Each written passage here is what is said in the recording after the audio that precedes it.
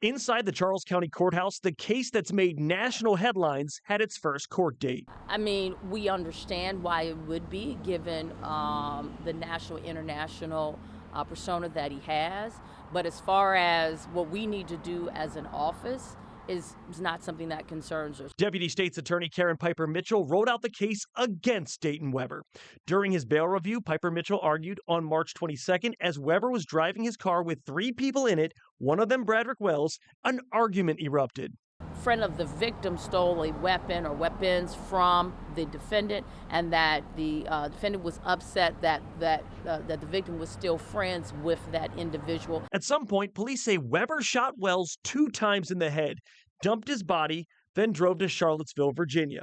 And Piper Mitchell also argued that Weber had a history of threatening Wells at Weber's own home.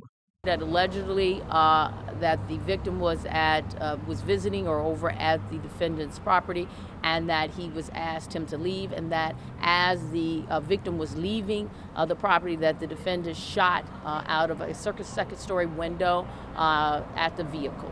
Ladies and gentlemen, Dayton Weber is not guilty. One of Weber's attorneys, Andrew Jezik, countered the prosecutor, arguing that during the argument with Wells, Weber feared for his life.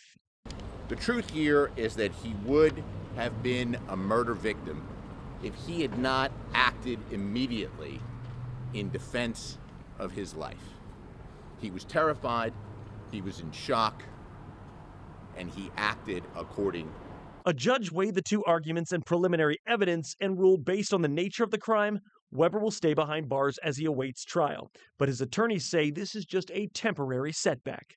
Dayton has overcome a ton of adversity in his life, and he will do so again in this case by focusing on the truth. In Charles County, Maryland, Matt Gregory, WUSA 9.